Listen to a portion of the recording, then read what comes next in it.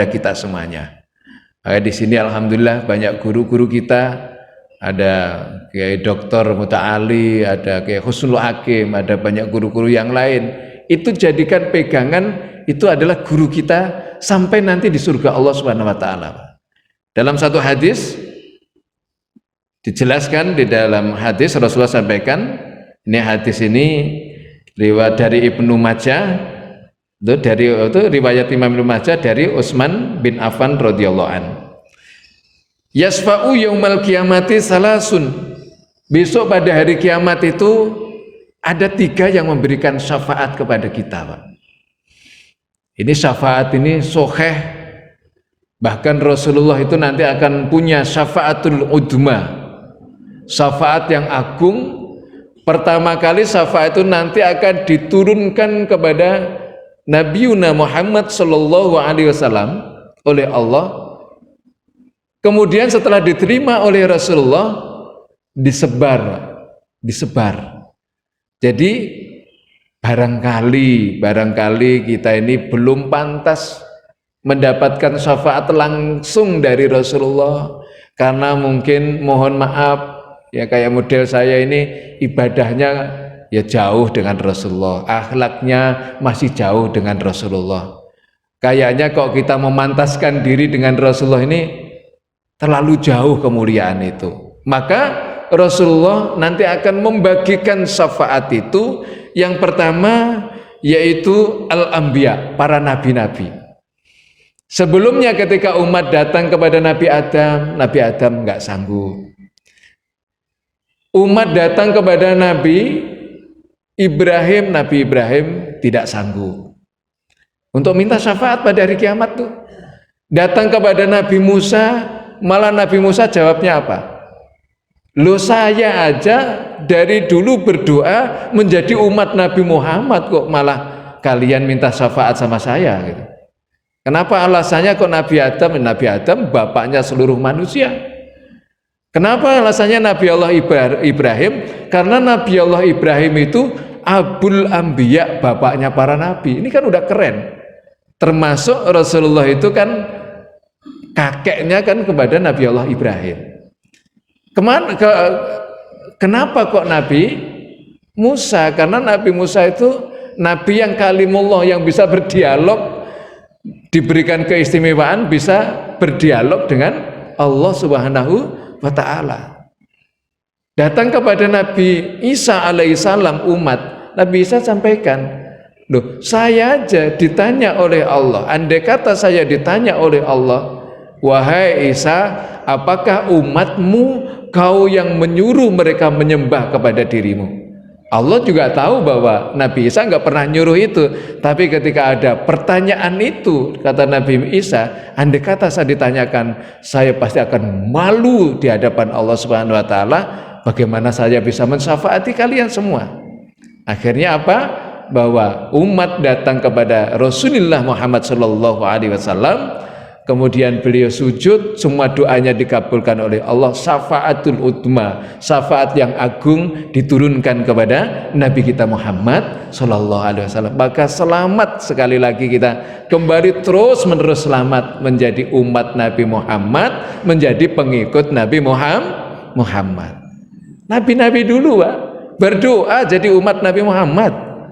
Kok kita ini nggak berdoa, nggak minta, kok tiba-tiba Allah udah takdir menjadi umat Nabi Muhammad? Ini keberuntungan untuk kita semuanya. Nah, saya kembali. Nanti setelah Rasulullah dapat syafaatul udma itu disebar, Pak. Yang pertama siapa? Al-anbiya, para nabi-nabi. Yang bisa memberikan syafaat adalah para nabi-nabi.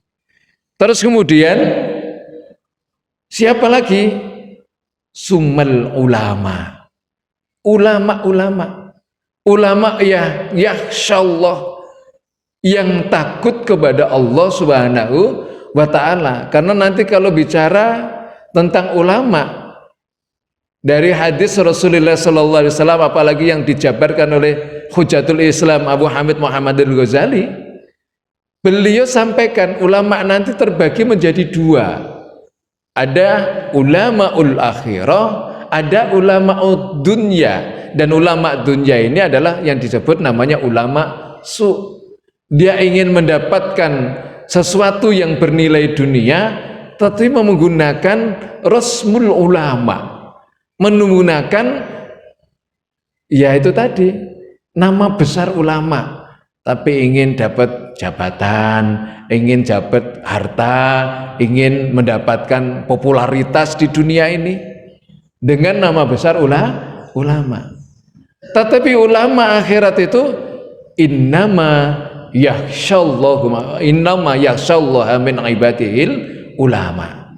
Siapa orang yang punya ilmu dan kuat menancapkan di dalam hatinya rasa takut kepada Allah Subhanahu wa taala, itulah yang dinamakan ulama yang bisa menuntun kita, sehingga di dalam Al-Qur'an ittabi'u man la yas'alukum ajra wa hum muhtadun. Mereka akan memberikan ilmunya kepada kita dengan hidayah yang diberikan oleh Allah Subhanahu wa taala. Itu namanya ulama banyak, Pak, ulama banyak.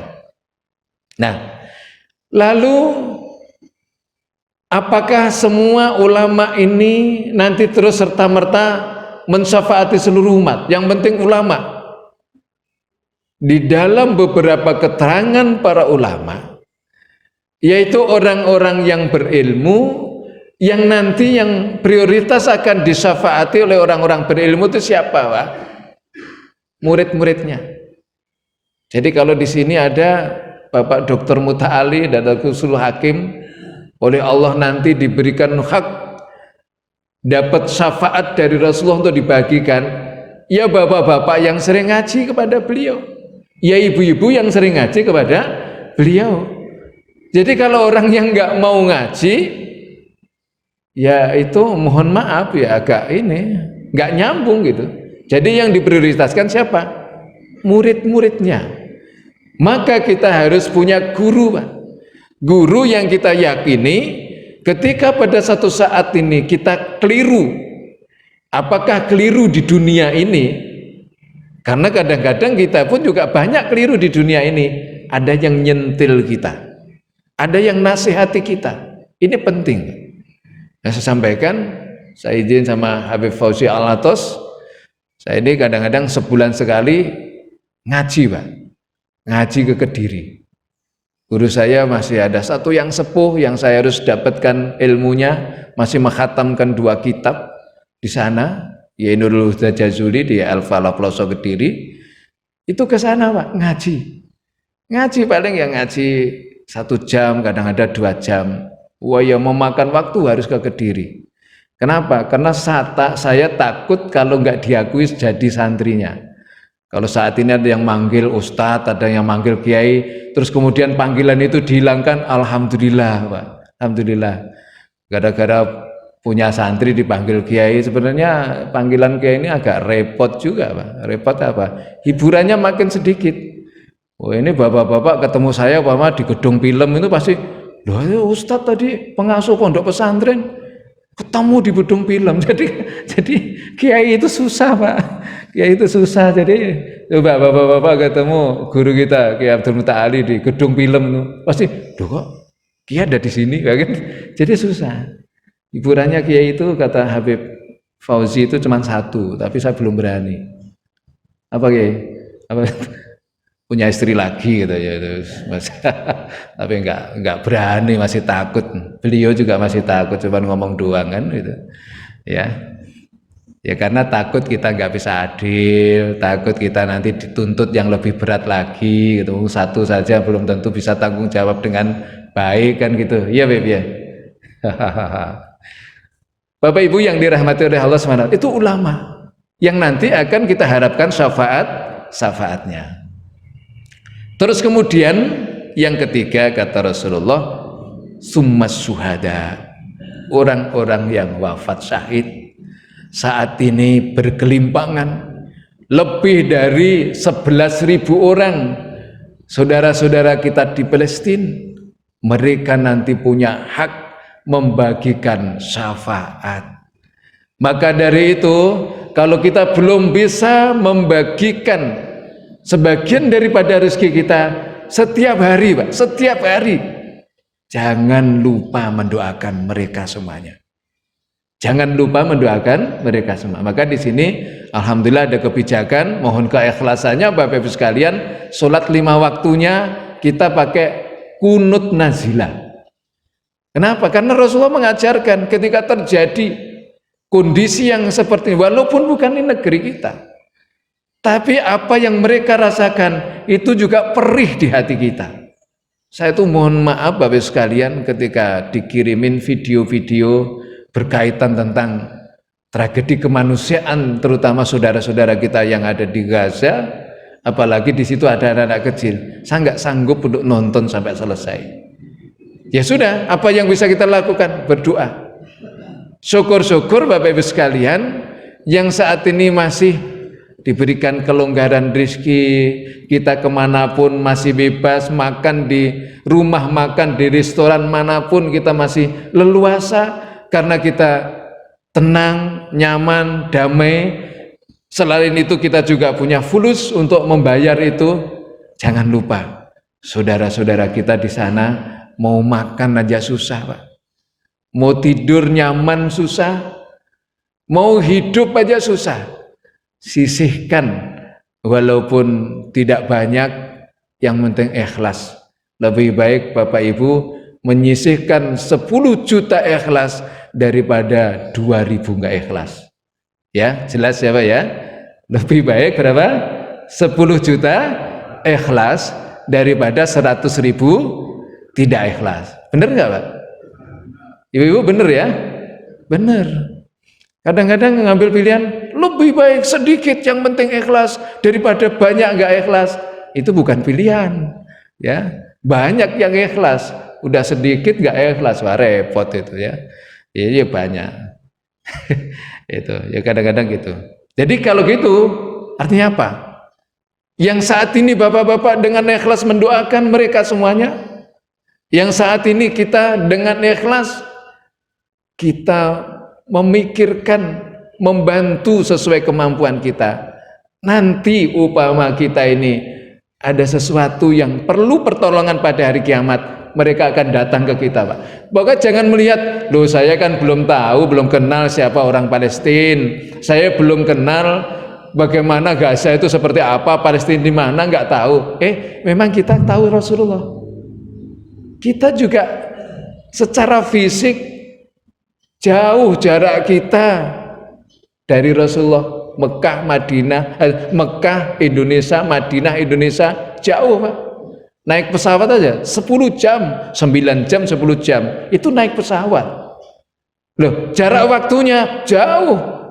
1450 tahun yang lalu atau 1500 tahun yang lalu Rasulullah hidup, kita baru hidup sekarang. Dari masa juga jarak kita jauh, dari tempat juga jarak kita jauh, tapi semua kita yakin. Saya yakin bapak-bapak selalu merasa dekat dengan Rasulullah. Iya toh Pak ya? Kita selalu merasa dekat dengan Rasulullah. Selalu merasa dibimbing, selalu merasa dinasihati oleh Rasulullah Shallallahu Alaihi Wasallam. Lah begitu juga saudara-saudara kita di Palestina juga begitu. Jadi di sana ada 2 kematian, yaitu wafatnya orang Palestina dan wafatnya Zionis. Ini jauh berbeda. Makanya ya kadang-kadang kita ngiri juga gitu. Tapi walaupun miris secara tragedi kemanusiaan kan, tapi kalau kita tahu seperti apa sambutan Allah terhadap kewafatan saudara-saudara kita ini, Masya Allah luar biasa. Bahkan banyak jenazah-jenazah yang harum baunya di dunia sudah ditunjukkan oleh Allah Subhanahu wa taala. Dan saya juga mendapatkan kiriman video, ternyata orang-orang Zionisnya Pak, itu baru mati sehari atau setengah hari, baunya sudah busuk, sudah luar biasa. Ini apa? Di dunia sudah ditunjukkan oleh Allah. Salah satunya yang memberikan syafaat kepada kita adalah para syuhada. Nah, syukur-syukur kita punya channel langsung kepada Rasulullah. Kita punya channel langsung dengan para anbiya wal mursalin, punya channel langsung kepada para ulama, punya channel langsung kepada para syuhada. Itu sangat luar biasa. Berarti bapak-bapak bisa milih bin haitsu syaa, mana saja yang bapak pilih. Tentu kita akan pilih Rasulullah Shallallahu Alaihi Wasallam. Waktunya sudah habis. Sebenarnya ini belum masuk materi, tapi nanti kalau saya ngecuwi saja malah nggak baik ya Pak ya. Ngaji itu maksimal ya 45 menit sebenarnya. Ini tadi sudah hampir 1 jam ya. Jadi mohon maaf, tapi yang mungkin barangkali mengingatkan untuk kita semuanya, bapak-bapak yang kadang-kadang kita menyaksikan salah satu untuk takdim ilmu itu, terutama ilmu kita tertinggi apa itu? Al-Quran. Ini bukan hanya kita takdim terhadap isi kandungan daripada pengamalan tersebut, tapi mohon maaf sama mushaf Pak. Kita kadang-kadang habis baca Quran, mushafnya kita taruh di lantai. Kita duduk di atasnya, dan itu secara akhlak nggak boleh. Jadi bapak-bapak ketika kita membawa Al-Quran dipondong, apa nih bahasa Indonesianya pondong itu apa Beb? Begini nih, pondong ya, gini kan. Usahakan membawa Al-Quran itu seperti itu. Mohon maaf, jangan saya itu kitab apapun yang di situ ada ilmunya nggak berani Pak, nenteng begini aja nggak. Kadang-kadang bawa Quran begini, Al-Quran lebih di bawah pantat kita. Ini secara akhlak sangat-sangat tidak baik. Makanya mohon maaf. Saya banyak menyaksikan, kebetulan kalau pulang dari Masjid Al-Jineri itu ada melalui beberapa gereja ya. Ini ada gereja Lereng, ada gereja sana lagi itu yang dekat Samsat. Saya menyaksikan Pak, mereka itu bawa kitab Injilnya itu rata-rata di pondong Pak. Di pondong. Jangan sampai orang Islam terus Islam sudah diajarkan lebih dari itu. Mereka rata-rata diginiin.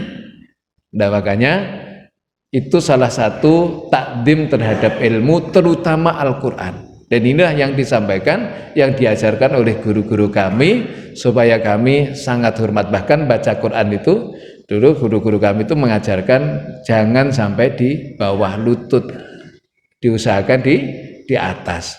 Apalagi kalau tempatnya Habib itu Surabaya sampai Madura, baca Quran itu harus sejajar dengan dada Pak. Jadi nggak boleh turun lagi karena saking takdimnya terhadap ilmu. Belum lagi nanti takdim terhadap guru dan lain sebagainya. Mungkin itu nanti insya Allah mudah-mudahan ada kesempatan saya akan lanjutkan bagaimana ungkapan Sayyidina Ali tentang ilmu, tentang guru, itu nanti kita akan sampaikan. Mudah-mudahan ada manfaatnya, dapat dipahami, dan doakan saya bukan hanya bisa ngomong, juga bisa mengamalkan apa yang saya sampaikan tadi. Mudah-mudahan Allah berikan karunia kepada kita semuanya, bisa mengamalkan semua ilmu-ilmu yang kita dapatkan dari para guru-guru kita. Terima kasih, dan marilah sama-sama sekali Pak baca Fatihah ya untuk saudara kita yang di Palestina, juga saudara kita yang saat ini mungkin atau keluarga kita kurang sehat, kita doakan biar cepat sembuh, cepat sehat. Yang saat ini menghadapi kesulitan, semoga Allah segera berikan kemudahan. Dan kita mendoakan salah satu jamaah kita, dulu juga pengurus Masjid Al-Jineri, almarhum Bapak Haji Jafar Akhberia. Beliau ini saya tahu persis ta'aluknya terhadap masjid juga luar biasa. Kita doakan mudah-mudahan saudara kita di Palestina segera diberikan pertolongan oleh Allah, dan kemudian yang sakit cepat sehat, yang sulit cepat mudah, dan almarhum Bapak Haji Jafar Akhberia ditempatkan di tempat yang mulia di sisi Allah Subhanahu wa taala. Ala hajiniyah wa kulliyatus sholihah. Al-Fatihah. A'udzubillahi minasyaitonirrajim. Bismillahirrahmanirrahim. Alhamdulillahirabbil alamin arrahmanirrahim maliki yaumiddin iyyaka na'budu wa iyyaka nasta'in ihdinas siratal mustaqim siratal ladzina an'amta 'alaihim ghairil maghdubi 'alaihim waladdallin amin. Mari sama-sama kita tutup dengan bacaan hamdalah dan doa kafaratul majelis. Alhamdulillahirabbil alamin subhanakallahumma wa bihamdika asyhadu an la ilaha illa anta astaghfiruka wa atubu ilaik. Terima kasih, dan kurang lebihnya mohon maaf. Wallahu muwaffiq lakum. Wassalamualaikum warahmatullahi wabarakatuh.